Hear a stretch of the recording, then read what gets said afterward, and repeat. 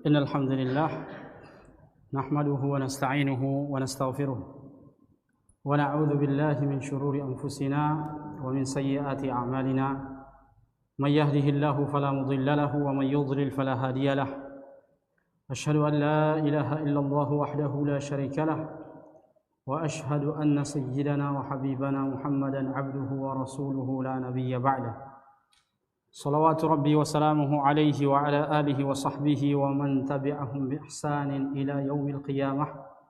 Amma ba'd, ikhwas sekalian, para hadirin yang selalu istiqamah mengikuti taklim rutin malam Jumat kita, dengan izin Allah dan taufiknya di malam ini, malam ke-7 Zulhijjah 1442 Hijriah, kita bisa bertatap muka kembali setelah dulu pernah kita bertatap muka dalam kondisi yang sama, yaitu kami diamanahi oleh Ustadz kita untuk menggantikan beliau karena beliau memiliki jadwal yang bertabrakan di malam hari ini dan posisinya sangat penting sehingga Ustadz kita harus memberikan amanah ini kepada kita dengan tema yang antum sudah lihat mungkin bersama, yaitu tentang keutamaan hari Arafah dan apa saja amalan-amalan yang kita dianjurkan di dalamnya. Baik, ikhwas sekalian rahimakumullah, seperti yang kita sama-sama ketahui bahwasanya hari-hari ini kita berada di hari-hari yang mulia, hari-hari yang suci dan menjadi ladang amal pahala bagi kaum muslimin. Allah Subhanahu wa taala telah berfirman dalam surah At-Taubah ayat 36 tentang bulan yang mulia. Dalam firman-Nya Allah berkata, inna iddatasy syuhuri indallahi 12 syahran fi kitabillah yauma khalaqas samawati wal arda minha arba'atun hurum. Sesungguhnya jumlah bilangan bulan di sisi Allah Subhanahu wa taala berjumlah 12 bulan, dan ini tidak akan didapatkan di kitab-kitab suci selain Islam. Kitab suci agama Islam yaitu Al-Quran Al-Karim telah menjelaskan bahwasanya jumlah bulan dalam satu tahun ada 12. Yauma khalaqas samawati wal arda minha arba'atun hurum. Daripada 12 bulan itu ada 4 bulan yang hurum atau 4 bulan yang disucikan dan dimuliakan. Apa saja 4 bulan yang dimuliakan ini? Apa saja 4 bulan yang disucikan dan disebutkan sebagai arba'atun hurum ini? Dalam tafsir Al-Imam Ibnu Katsir, Imam Ibnu Katsir menukilkan hadis Nabi sallallahu alaihi wasallam yang menjelaskan 4 bulan hurumin atau 4 bulan suci ini.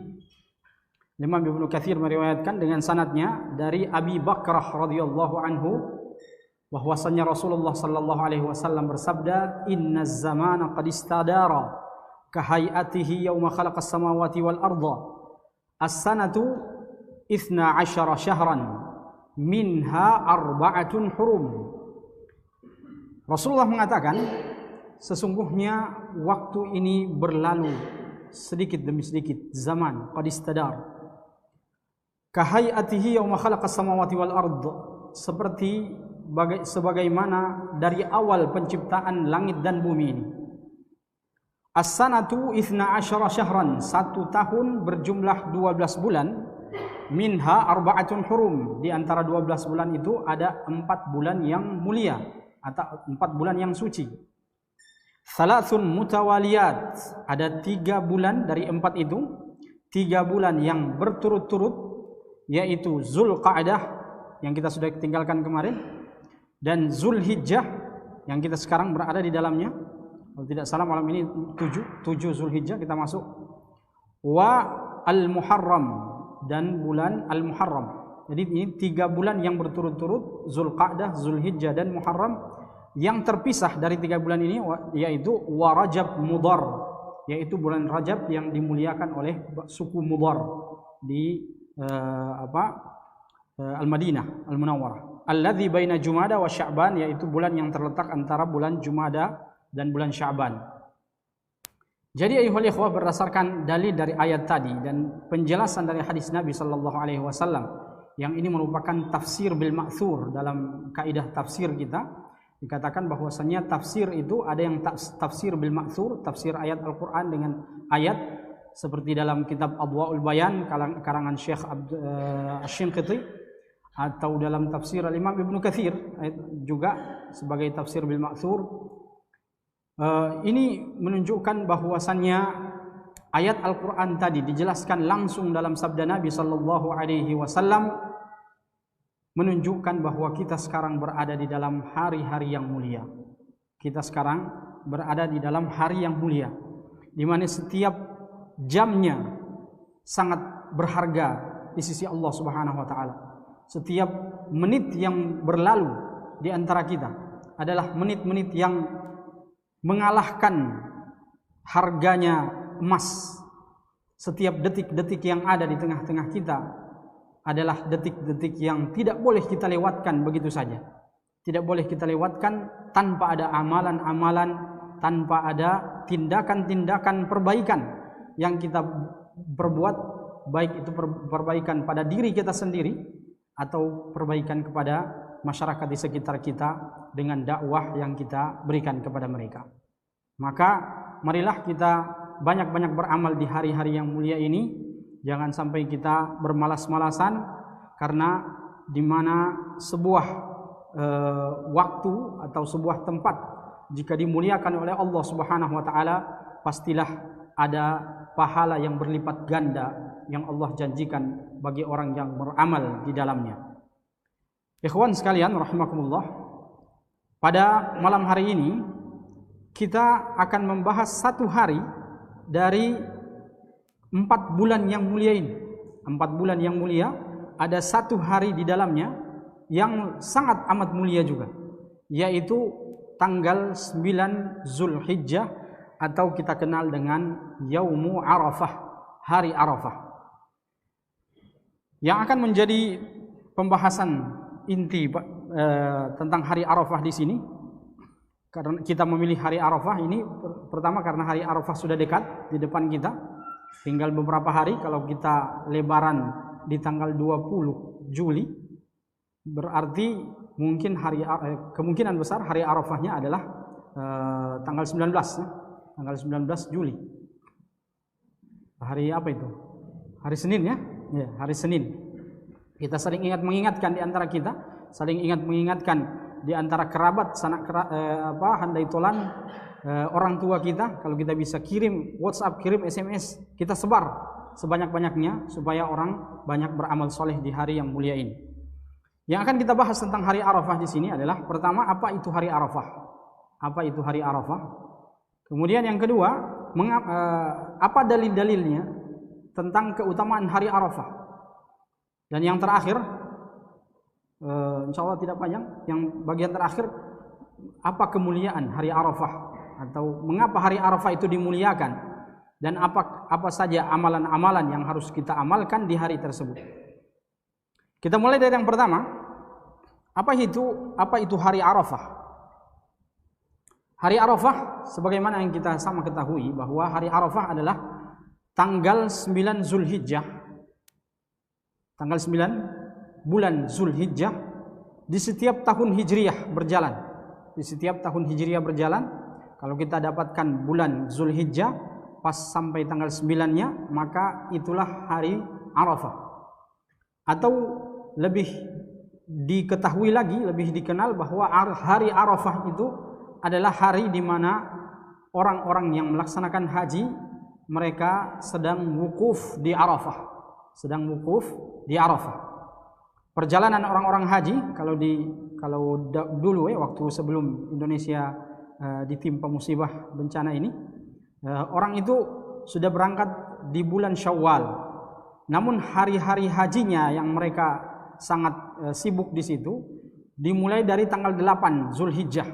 Mulai dari tanggal 8 Zulhijjah mereka di Mina, dari hotel Makkah mereka sudah bergerak ke Mina tanggal 8. Kemudian tanggal 8 maghribnya itu mobil sudah berangkat. Bahkan biasa tengah malam sampai tengah malam mobil itu sudah berangkat dari Mina ke Arafah. Supaya besok tanggal 9-nya itu mereka sudah wukuf di Arafah. Setelah wukuf di Arafah, pas sudah zawalus syams, sudah siang, sudah habis sholat zuhur, maka orang bergerak dari Arafah menuju ke Muzdalifah, bermalam di Muzdalifah. Kemudian dari Muzdalifah malamnya kita ambil batu di situ, batu-batu kerikil ya, bukan batu-batu besar, batu-batu kerikil untuk besok kita lontar jumrah. Besok kita lontar jumrah di Mina.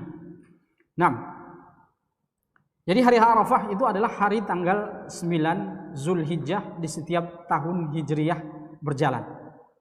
Kenapa Arafah itu dinamakan sebagai hari Arafah? Kenapa Arafah dinamakan sebagai hari Arafah? Dari asal kata Arafa, mengenal atau mengetahui Arafah. Mengapa dia dinamakan hari Arafah? Ada banyak ijtihad dari para ulama tentang sebab penamaan hari ini. Karena memang tidak ada dalil khusus baik dari hadis Nabi atau dari perkataan sahabat Nabi yang menunjukkan akan kenapa hari ini dinamakan hari Arafah. Sehingga para ulama berijtihad mengapa hari ini dinamakan hari Arafah. Di antara ijtihad para ulama dan nama-nama ini ayuhal ikhwah, kenapa kita harus mengetahui nama? Karena dengan mengenal nama maka insya Allah akan membantu kita dalam beramal. Dengan mengenal nama itu kita bisa membantu dalam beramal. Sebagaimana kita mengenal nama kawan kita, maka kita akan lebih dekat dan cinta kepada dia. Seperti misalnya kita mengenal nama Ramadan, mengenal nama Ramadan, Syahrul Ramadan, bulan Ramadan. Mengapa Ramadan dinamakan Ramadan? Karena dia berasal dari kata ramdha, yaitu panas yang sangat amat.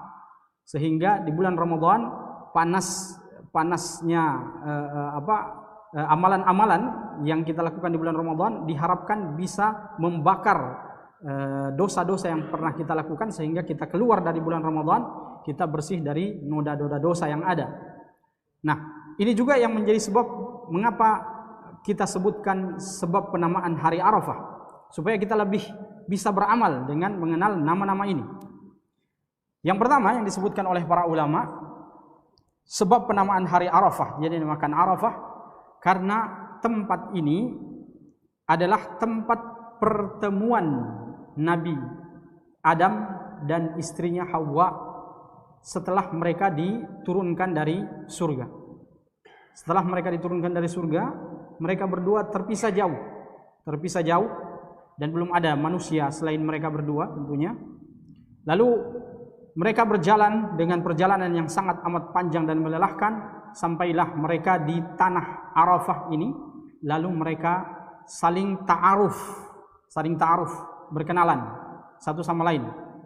Mereka saling ta'aruf sehingga tempat itu dinamakan Arafah. Oleh karena itu ayyuhal ikhwah, ini menjadi pelajaran bagi kita bahwasannya seorang laki-laki dan wanita jika hendak menjalin hubungan cinta di antara mereka bukan melalui jalur-jalur yang diharamkan di dalam agama, yaitu pacaran, tapi ta'aruf. Ta'aruf yang disyariatkan di dalam agama kita, sehingga kita tidak terjatuh dalam kesalahan-kesalahan dalam pergaulan-pergaulan yang tengah berkembang di tengah masyarakat kita. Ini sebab penamaan yang pertama kenapa Arafah dinamakan Arafah, karena itu adalah tempat ta'arufnya Nabi Nabi Adam dan istrinya Hawa. Kemudian yang kedua, mengapa Arafah dinamakan Arafah? Karena tempat itu adalah tempat pertama kali Jibril memperkenalkan kepada Ibrahim alaihissalam hukum-hukum manasik haji. Hukum-hukum manasik haji. Memperkenalkan ini juga berasal dari bahasa Arab ya. Arrafa yu'arrifu ta'rifan. Kalau dalam wazan sarafnya, arrafa yu'arrifu ta'rifan, arafatan yaitu Jibril memperkenalkan hukum-hukum atau mengajarkan hukum-hukum haji dan manasik-manasik kepada Nabi Ibrahim alaihissalam. Kenapa kepada Nabi Ibrahim? Kenapa bukan kepada Nabi Muhammad? Hah? Karena syariat haji pertama kepada Nabi Ibrahim alaihissalam.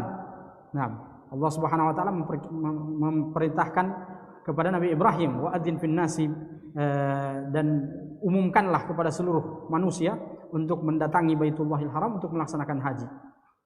Nah, jadi tempat itu dinamakan Arafah karena dia adalah tempat di mana malaikat Jibril memperkenalkan hukum-hukum haji kepada Nabi Ibrahim alaihissalam. Kemudian yang ketiga, mengapa tempat itu dinamakan Arafah? Karena tempat itu adalah pusat manusia seluruh dunia berkumpul. Di hari Arafah adalah pusat manusia di seluruh dunia berkumpul dan mereka saling ta'aruf, saling kenal satu dan yang lainnya. Satu dan lainnya saling kenal di tempat itu sehingga tempat itu dinamakan sebagai Arafah. Kemudian yang terakhir, yang keempat, mengapa Arafah dinamakan Arafah?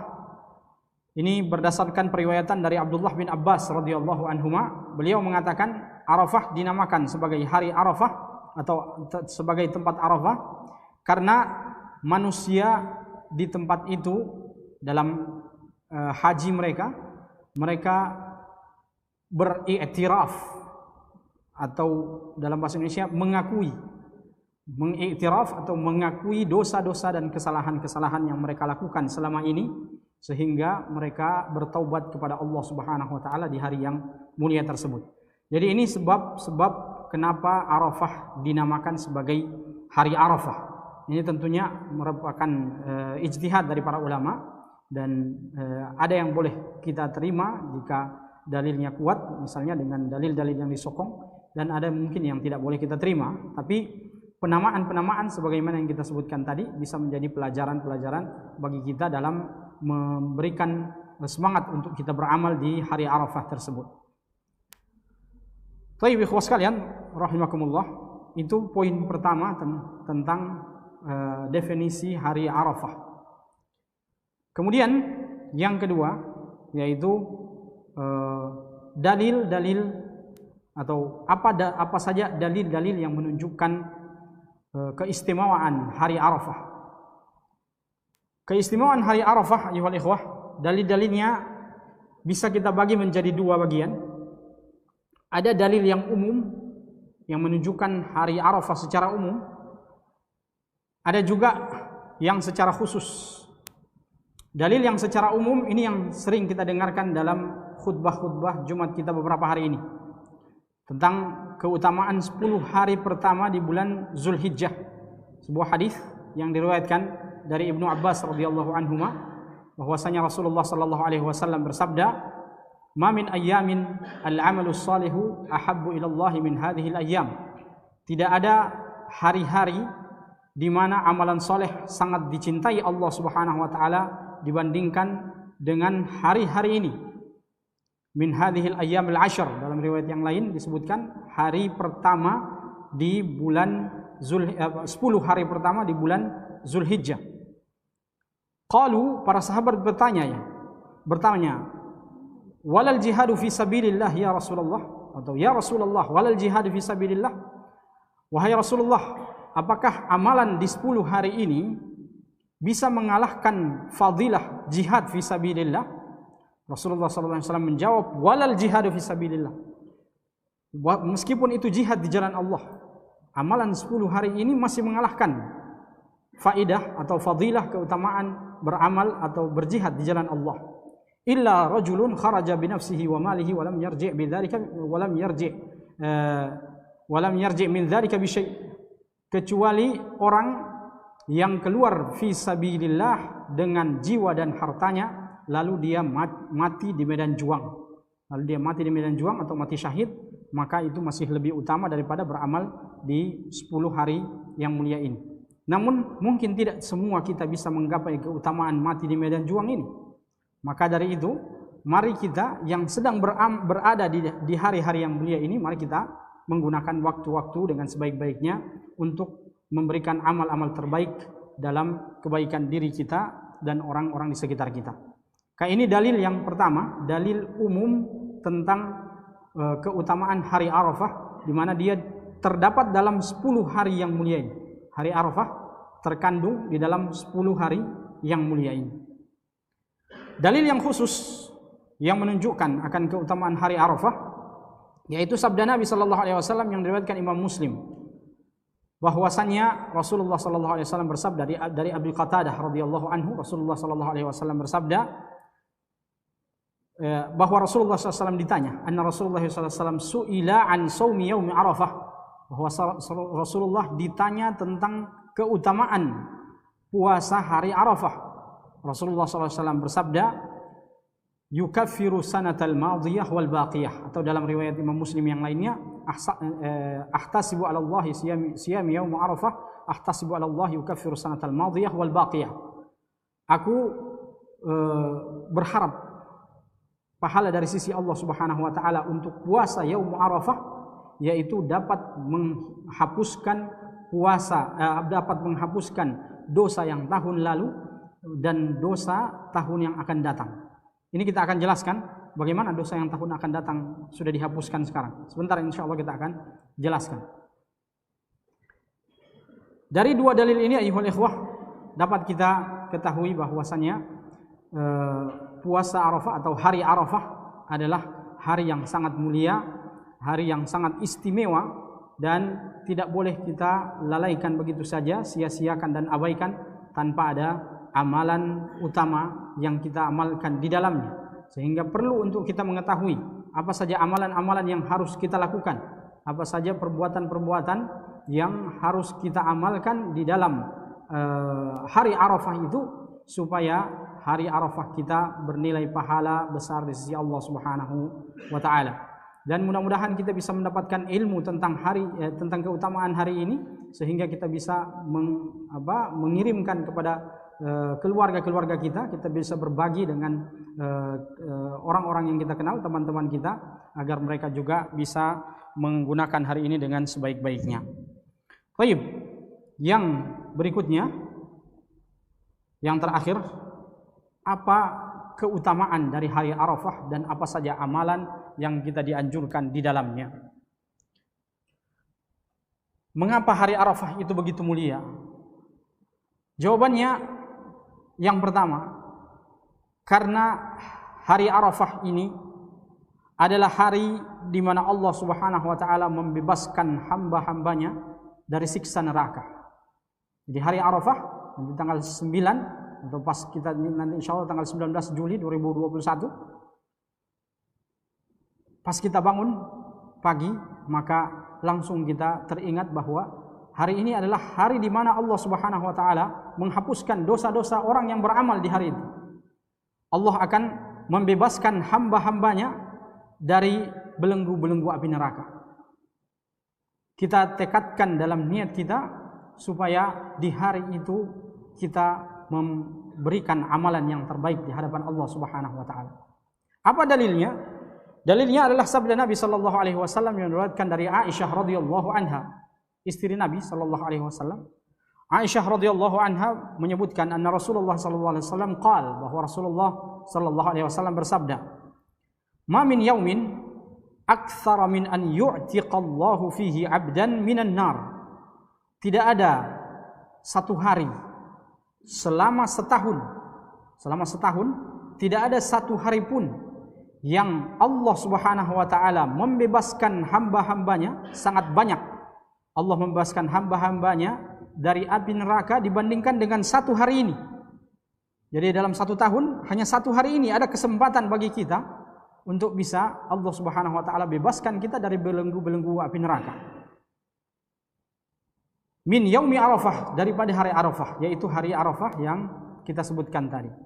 Wa innahu layadnu, dan sesungguhnya Allah pada hari itu akan mendekat kepada hamba-hambanya. Tsumma yubahi bihimul malaikah, lalu Allah membanggakan hamba-hambanya di depan para malaikat di atas langit.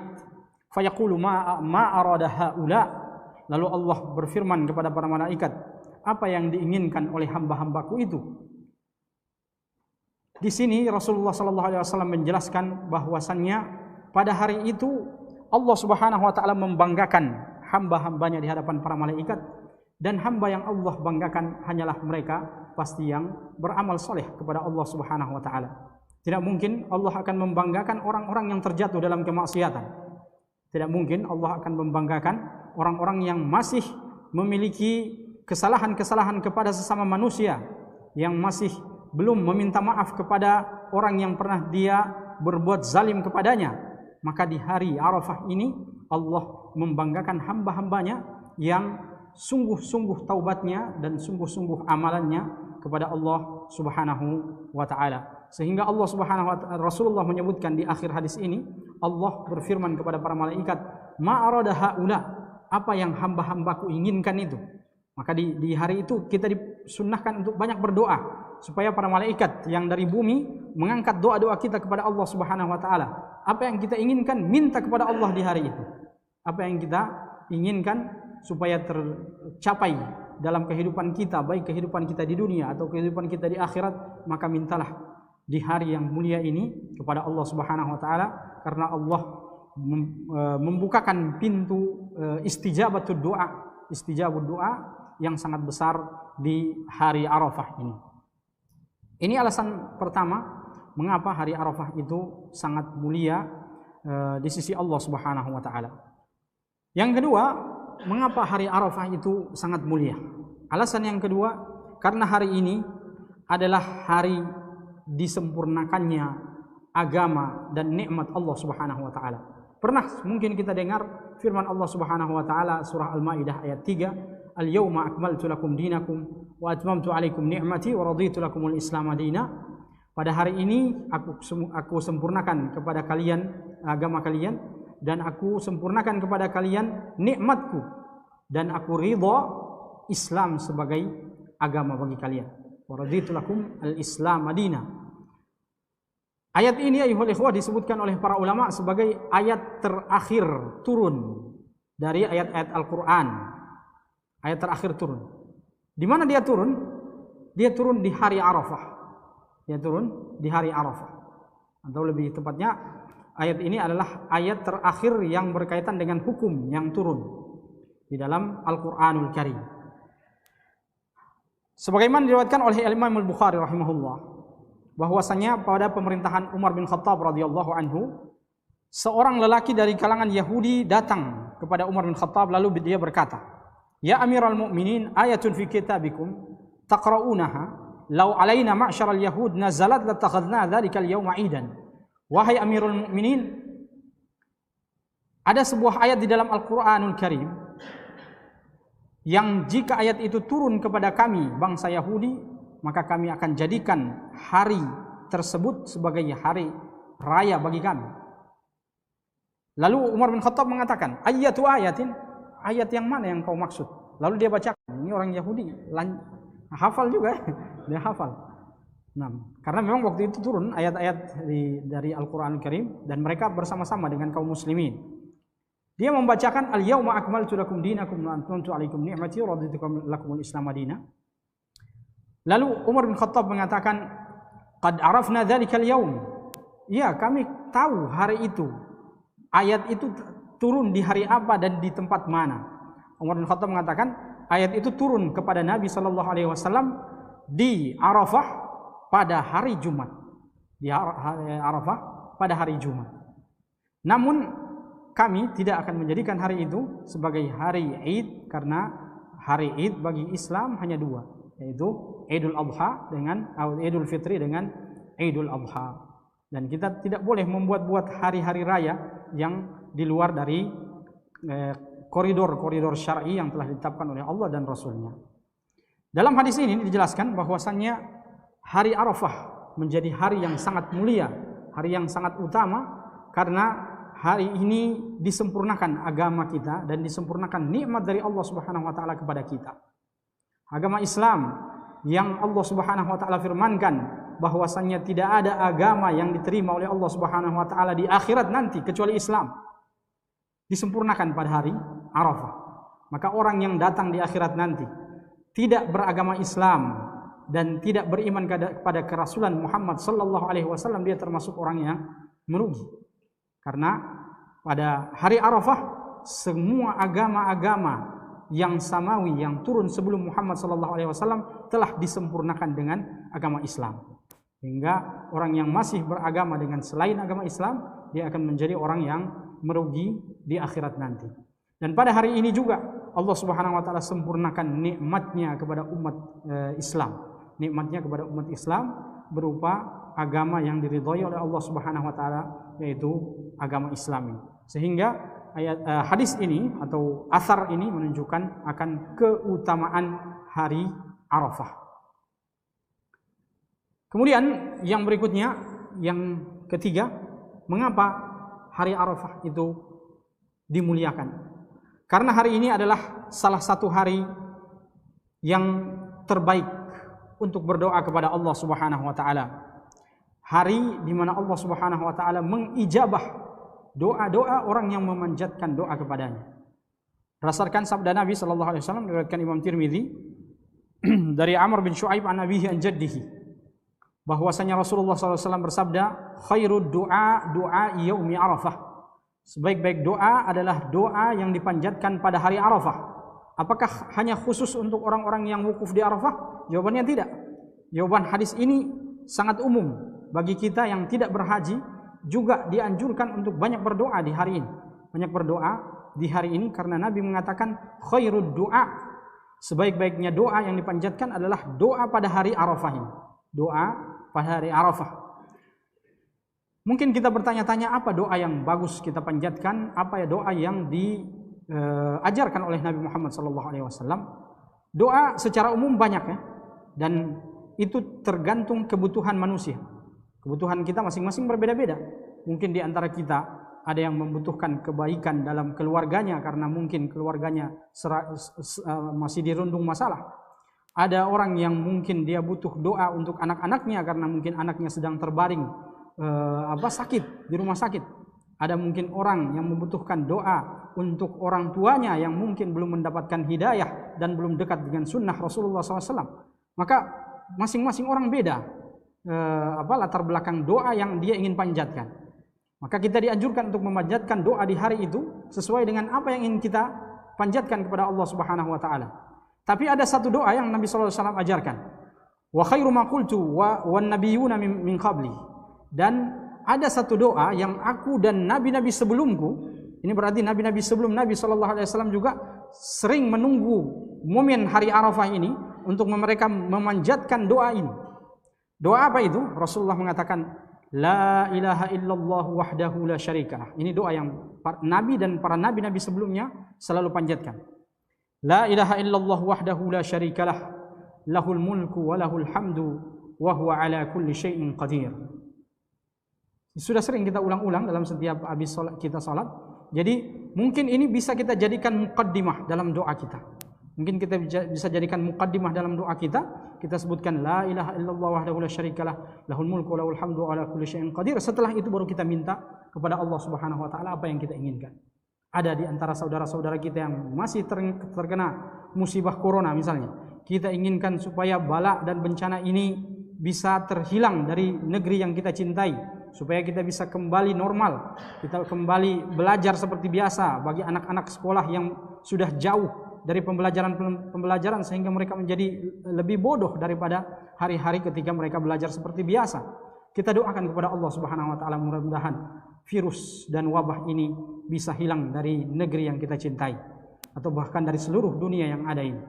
Mudah-mudahan kita doakan saudara-saudara kita yang tertimpa musibah, baik saudara-saudara mereka atau orang tua mereka yang meninggal disebabkan karena virus ini, mudah-mudahan mereka ditabahkan, mudah-mudahan mereka diberikan kesabaran dalam menghadapi cobaan ini, dan Allah Subhanahu wa taala memberikan kesehatan bagi saudara-saudara kita yang masih terbaring dalam penyakit-penyakit mereka, baik itu penyakit corona atau penyakit selain corona, agar supaya Allah Subhanahu wa taala menyembuhkan mereka insyaallah.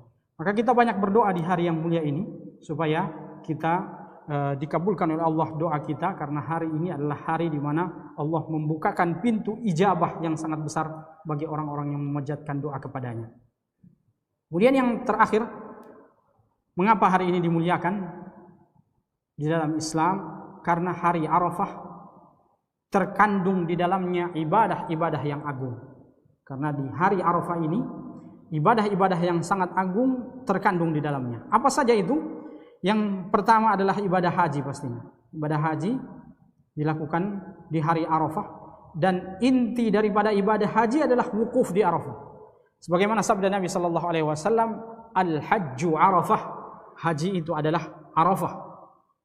Sebagaimana posisi Al-Fatihah di dalam salat, Rasulullah SAW mengatakan, barang siapa yang tidak membaca Al-Fatihah dalam salatnya maka salatnya tidak sah.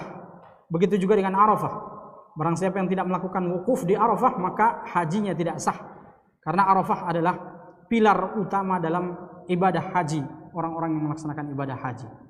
Dan kita juga berdoa kepada Allah Subhanahu wa taala, mudah-mudahan besok-besok Allah Subhanahu wa taala mudahkan rezeki kita semua. Allah membuka pintu-pintu rezeki kita sehingga kita kita bisa melaksanakan ibadah haji ke Baitullahil Haram insyaallah. Semua kita memiliki cita-cita yang sama, yaitu menyempurnakan rukun Islam kita yang terakhir, yaitu rukun Islam melaksanakan ibadah haji, sehingga mudah-mudahan kita diberikan kesempatan oleh Allah Subhanahu wa taala. Sangat banyak kisah-kisah yang bisa menjadi inspirasi bagi kita dalam melaksanakan ibadah haji. Ada seorang nenek-nenek sudah umur 60 tahun. Dia ditanya, "Nenek, bagaimana Anda bisa melaksanakan ibadah haji?" Dia mengatakan, "Ini adalah uang yang saya simpan-simpan dari menjual kue sejak saya masih cewek-cewek. Sejak dia masih remaja, dia jual kuenya ke siang. Dan dia simpan 10.000 atau mungkin dulu belum 10.000 Dulu masih 1 rupiah, 2 rupiah. Dia simpan sampai dia bisa melaksanakan ibadah haji. Bagaimana dengan kita yang mungkin setiap bulan kita dapatkan gaji 1 juta, 2 juta? Masa tidak bisa kita simpan biar 10.000 saja? Dengan cita-cita yang sangat besar, insya Allah mungkin kita di umur 70 tahun kita dipanggil oleh Allah Subhanahu wa taala melaksanakan ibadah haji. Ada seorang kakek-kakek juga yang dari berita-berita yang kita baca, dia hanya seorang pendorong beca. Beca bukan bentor, beca. Beca, tapi dia bisa menyimpan uangnya, disebutkan dalam kisah kakek-kakek itu, dia menyimpan uangnya dari hari Senin sampai Kamis, kemudian Jumat dia kasih gratis becanya. Jumat dia kasih gratis becanya. Ada seorang pengusaha turun dari beca itu, kemudian dia tanya kepada kakek-kakek itu, "Berapa kakek waktu itu si pengusaha ini macet di jalan sehingga dia tidak bisa melanjutkan dengan mobilnya. Dia turun dari mobil, dia suruh sopirnya lanjutkan perjalanan, dia naik beca. Si kakek itu mengatakan, "Tidak usah bayar, karena hari Jumat ini adalah ladang amal bagi saya. Saya tidak bisa memberikan uang kepada orang lain, tapi saya bisa menggratiskan beca saya." Sehingga pengusaha itu mengatakan, "Masya Allah, kakek ini luar biasa. Semangat dia dalam beramal luar biasa." Sehingga pengusaha itu mengatakan, "Sebentar habis saya meeting, kita bertemu dengan kakek." Ternyata habis meeting dia datang kepada kakek itu dan dia mengatakan, "Apa cita-cita kakek yang paling besar?" Dia mengatakan, "Saya ingin naik haji." Lalu orang kaya itu mengatakan, "Tahun ini kakek naik haji." Dia langsung bayarkan haji plus 100 juta. Haji plus sekarang 100 juta kalau tidak salah. Langsung dibayarkan 100 juta. Kita tidak akan tahu dari mana rezeki kita yang Allah Subhanahu wa taala bukakan dari pintu yang kita tidak sangka-sangka. Sehingga perlu untuk kita tanamkan semangat sebesar-besarnya dalam hati kita. Insya Allah kita akan haji. Nah, baik. Kemudian amalan yang kedua yang kita dianjurkan adalah sebagaimana yang kita ketahui tadi, yaitu puasa hari Arafah. Jadi tadi yang pertama yaitu haji, kita semangat untuk menancapkan niat haji dalam hati kita. Dan yang kedua adalah puasa hari Arafah. Nah, ini yang akan kita bahas, yaitu sebagaimana sabda Nabi SAW tadi, bahwasannya Rasulullah SAW, dari Abu Qatadah, Rasulullah ditanya tentang hari Arafah. Rasulullah SAW bersabda, "Siyam yaum Arafah ahtasibu 'ala Allah an yukaffiru sanatal madiyah wal baqiyah." Puasa hari Arafah, aku berharap di hadapan Allah Subhanahu wa taala semoga puasa ini dapat menghapuskan dosa yang tahun lalu dan tahun yang akan datang. Apa makna dari tahun lalu dan tahun akan datang? Atau apa dosa-dosa yang akan dihapuskan? Yang pertama, apa saja dosa-dosa yang akan dihapuskan di hari Arafah ini?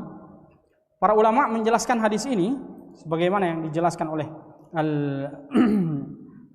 Syekh Abdullah Al-Fauzan dalam kitabnya Minhatul Alam, beliau mengatakan bahwasanya, dan Imam An-Nawawi juga, Imam An-Nawawi menyebutkan dalam syarah Al-Minhaj, dalam syarah Sahih Muslim, beliau mengatakan bahwa dosa yang dihapuskan oleh Allah Subhanahu wa taala yang dijanjikan dalam hari Arafah ini adalah dosa-dosa kecil. Dosa-dosa kecil yang pernah kita terjatuh di dalamnya. Apakah dosa-dosa besar tidak dihapuskan? Dosa-dosa besar perlu untuk kita taubat kepada Allah Subhanahu wa taala. Taubatan nasuha. Dalilnya adalah firman Allah Subhanahu wa taala dalam surah An-Nisa ayat 30. In tajtanibu kaba'ira ma tunhauna anhu nukaffir ankum sayyi'atikum wa nudkhilukum mudkhalan karima. Surah An-Nisa ayat 31. Jika kalian sanggup menjauhi dosa-dosa besar. Dosa-dosa besar ciri-ciri dosa besar adalah disebutkan ancaman neraka jika dia tidak bertobat di dunia. Disebutkan ancaman neraka seperti berzina, meminum khamar, syirik kepada Allah Subhanahu wa taala dan sebagainya. Itu semua termasuk dosa-dosa besar. Kemudian apa maksud dosa tahun lalu dan tahun akan datang ya? Kalau tahun lalu kita bisa paham ya. Tahun lalu punya dosa-dosa kecil dihapuskan oleh Allah Subhanahu wa taala. Apa maksudnya dosa tahun yang akan datang dihapuskan Allah? Apakah kita yang sudah puasa Arafah tahun ini boleh kita melakukan dosa-dosa kecil sehingga kita bilang, "Wah, sudah aman, sudah dihapuskan ini dosa-dosa ini." Nah, jawabannya ada dua tafsiran dari para ulama tentang dosa yang akan datang.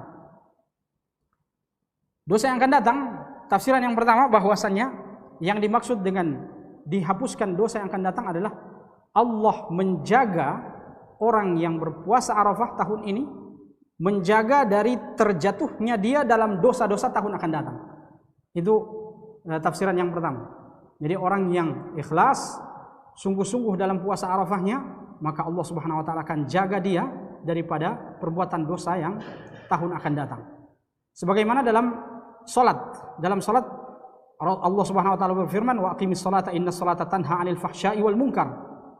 Dan dirikanlah salat karena salat itu dapat mencegah kalian dari perbuatan yang keji dan mungkar.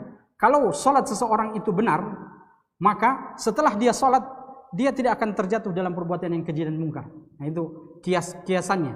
Jadi kalau orang yang salatnya benar, maka dia akan terjaga dan bisa menjaga hati dan dirinya untuk terjatuh dalam perbuatan keji dan mungkar. Sebagaimana orang yang benar puasa Arafahnya, jika dia betul-betul ikhlas kepada Allah dan mengharap ridhanya, maka dia akan terjaga dari perbuatan-perbuatan yang dosa di tahun akan datang.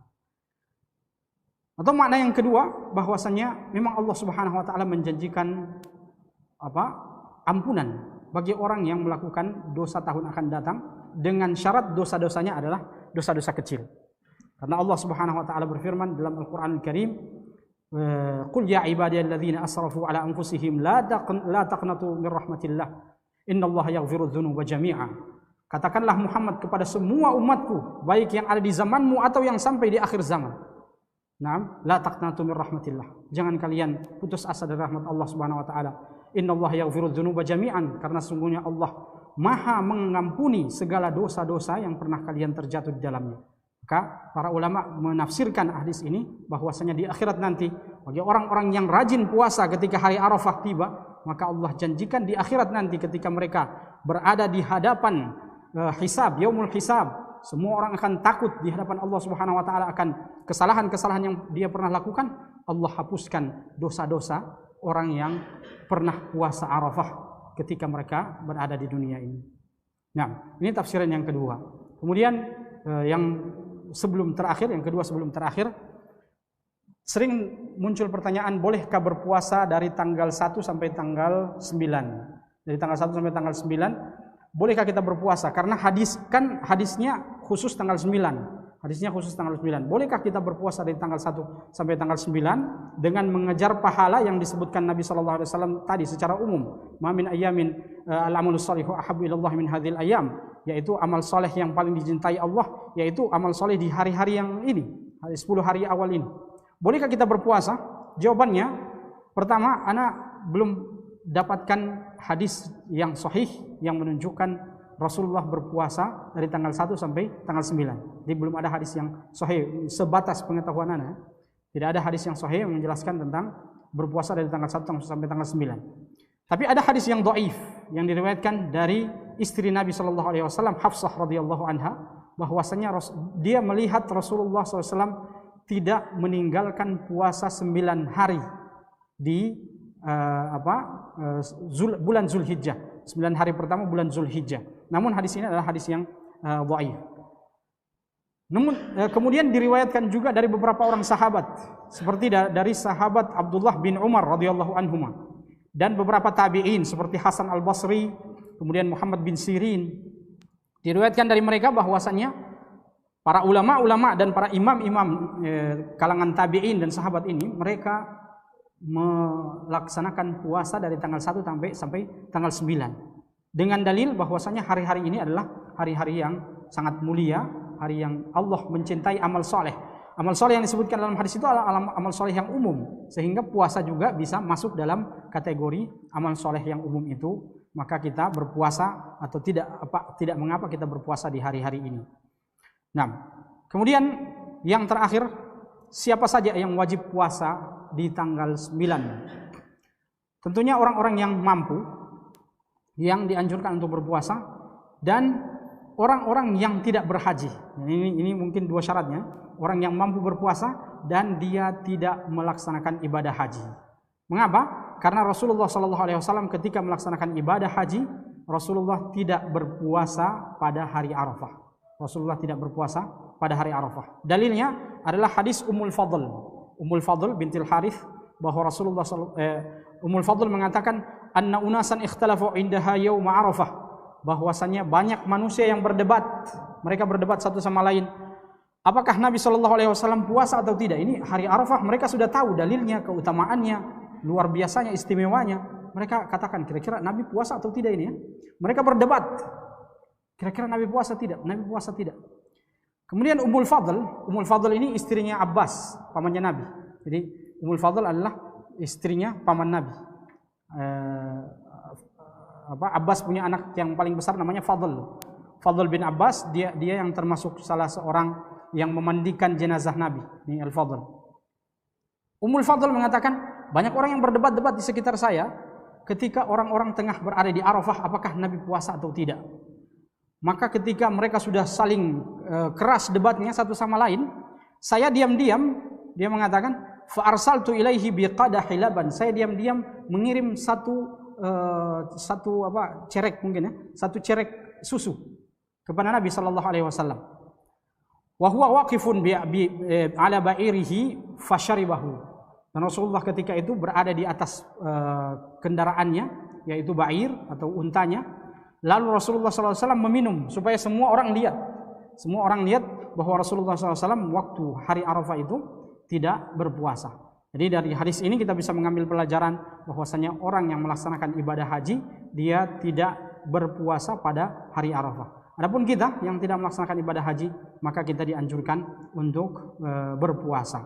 Juga ada pelajaran yang sangat penting dari hadis ini, yaitu bahwasannya Ummul Fadl menjadi contoh dalam mencari solusi terhadap perbedaan-perbedaan yang ada di tengah-tengah masyarakat dan manusia.